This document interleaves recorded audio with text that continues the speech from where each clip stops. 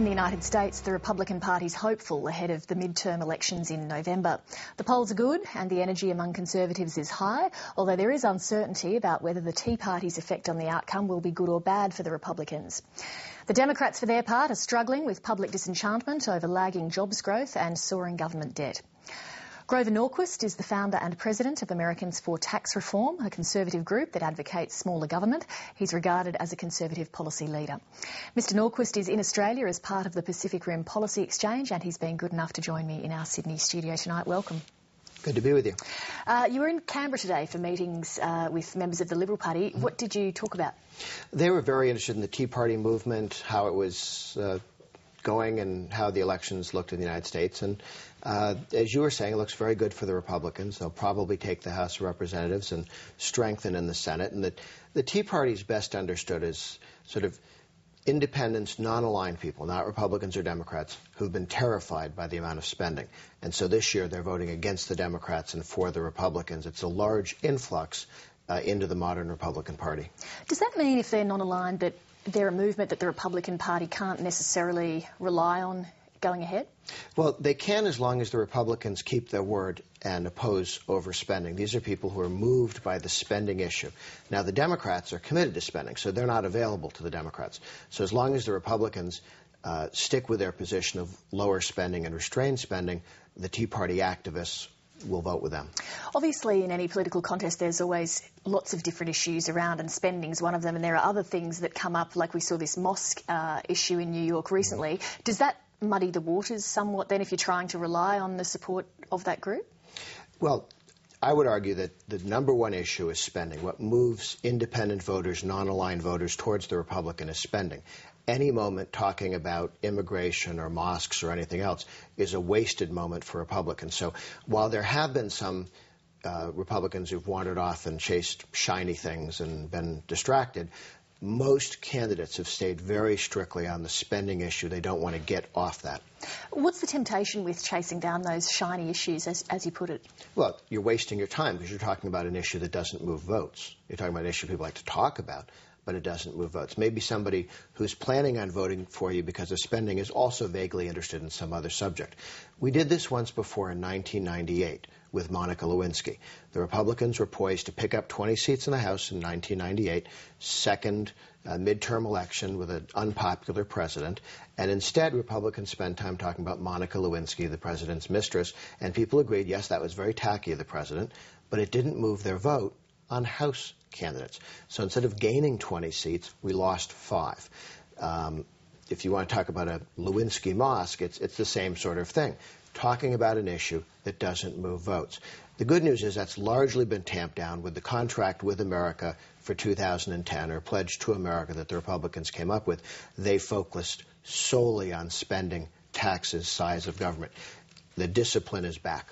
I'll ask you more about that Pledge to America in a second, but just one more question on the Tea Party before we get off. Do you think that they are a movement that's just going to be a political footnote, or do you think that it's a game changer long term? It's a sea change in American politics. Finally, around the Republican table, there's a group that is there solely because of total government spending. In the past, you have people around the Republican table who want lower taxes or deregulation or leave my guns alone or leave my faith and my family alone or my homeschooling alone. Now we've got people at the table, visible groups, saying don't spend so much. It's a very important discipline. There's been some commentary that I've read talking about moderates in the Republican Party at the moment, that you can't actually say that you're a moderate in the Republican Party. It's out of vogue. What do you think of that? The people who've been losing elections in the primaries this year have been spenders. They may want to call themselves moderates, but they've been spenders. They've been appropriators. They've been people who came and bragged, I've stolen money from other taxpayers and dragged it back to Utah or dragged it back to Alaska. That used to be a vote winner, or it was believed to be a vote winner. This election cycle, and hopefully in the future, people get punished for bragging that they took tax dollars and gave them to their friends. So this Pledge to America that you bring up, just explain for our audience exactly what that is for people who are unfamiliar, and what you think about it. Sure. In 1994, the Republicans came up with a contract with America. 10 issues. They said, elect us, we'll get votes on these 10 issues, because the Democrats wouldn't allow votes on those issues. And it created a discipline, an exoskeleton for the Republicans when they won control of the House and Senate. This time around, 2010, the Republicans are making the same commitment. Here's the list of things we're going to vote on. They're actually asking to vote on them now, before the election. The Democrats are refusing. Give us the House, and we'll vote on them as soon as we have a majority. You were a fan of the 1994 contract with America because you said it was good policy and that led to good politics. Do you think that this pledge covers that same ground? Absolutely. The pledge and the contract are not really political documents, campaign documents, so much as they are governing documents. The value to them, they're just restating where the Republican Party is and where the Tea Party movement is. The good news is if the Republicans get control of the House, this explains what they'll do, and it forces them to actually do it because they announced it ahead of time. That level of discipline is very important because otherwise elected officials get distracted by shiny things. Is it a good idea to be cutting spending when America's economy is still weak? Because there is, of course, the counter-argument that the economy needs to be stimulated. It needs to be stimulated by the government. Yes. This is a very interesting argument, that the government is going to take $1 from somebody who earned it, either in taxes or debt, and give it to somebody who's politically connected. And if you do this 800 billion times, there'll be more money in the country. If you take water from one side of the lake and put it back into the other side of the lake in front of the cameras, that there's more water. It doesn't work. It isn't true. We've wasted almost $1 trillion and nothing has happened. It's time to stop wasting money. Is the problem, though, in terms of making the argument to control spending from the Republican side, that the Republicans have lost some credibility on that front because under George Bush, government spending blew out enormously? Yeah, and that's why the discipline from the Tea Party movement and the fact that 7 people that were expected to win primaries, these are people who had been senators for 30 years, 18 years, 12 years, people who had been governors and senators for quite some time, were turned out because they weren't credible as advocates of lower spending. So you're going to have 60 to 80 new Republicans in the House committed to lower spending, 10 to 13 Republicans in the Senate, and the old bulls who've been around for a long time just watch their friends lose their careers because they spent too much. It is a different Republican Party and a better Republican Party from a limited government perspective. But if the Republicans want to cut spending, isn't that going to involve some pretty tough decisions to do with issues like Medicare and Social Security? And that's going to come at a political cost when people are going to be looking forward towards the 2012 presidential election. Yeah. The good news is the Democrats have messed things up so much that we could simply say the Democrats are planning on spending an additional $1 trillion in domestic discretionary spending. Our response, we're not going to do that. We've just saved $1 trillion over the next 10 years. They've still got $300 billion on that stimulus package. We're not going to spend that. That's $300 billion. There's money in TARP, the bailout program. So if you just take off the table the really stupid and destructive spending the Democrats were planning on doing in the next 10 years, you save a lot of money. OK, so you don't think programs need to be cut then? Well, we can move forward to do more than that, but you can take $1 trillion off the table without working up a sweat. That's worth doing.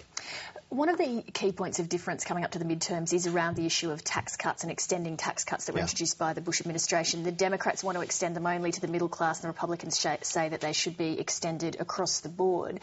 Given the size of America's deficit, how at the moment are tax cuts consistent with the goals stated in this pledge to America of putting the government on a path to a balanced budget? Because there are two things. One, you need strong economic growth and you need spending restraint.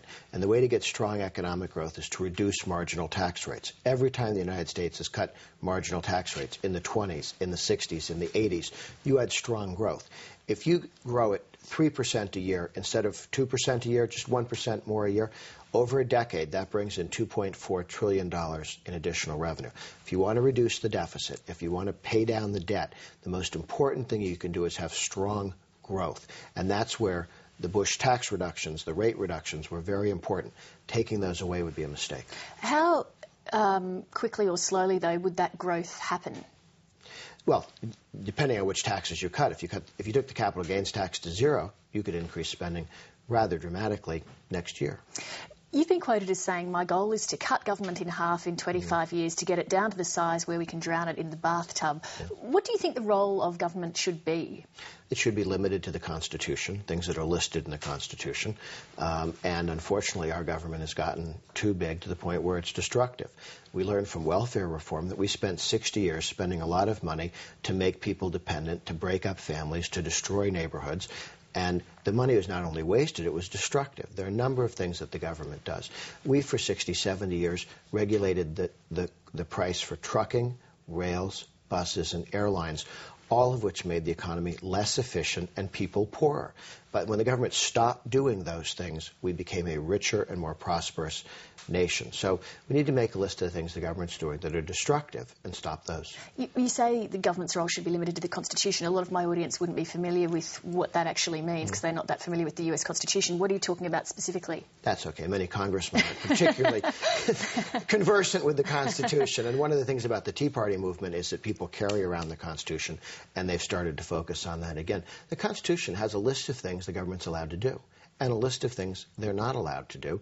And at the end, in the 9th and 10th, it says, you know, if we didn't mention it, you can't do it. So what sort of things, though, are you talking about? You can have an army, you can have a navy. It has post office. I'm not sure that's a good idea. But it allows a post office run by the government. A lot of countries have moved to privatize the Postal Service, and I think we could do that in the United States as well.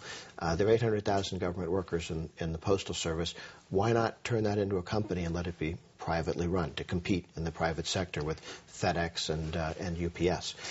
But the recent global financial downturn would show that the market doesn't always operate efficiently. How do you know that if you went down that route and everything was basically run by the market, that it would actually work better? Well, even in this last case, what you had was Fannie Mae and Freddie Mac, two government-run monopolies, and government rules which forced banks under the Community Reinvestment Act to make bad loans that they knew were bad loans. The government created this bubble. The government and bad laws created this crisis, and then they turn around and want to blame the free market for what the government did. Now, they can't get away with that. Should they have been allowed to fail without a bailout so that the market then corrected? Well, two things. Fannie Mae and Freddie Mac shouldn't exist. They should have been private entities without government monopolies granted to them.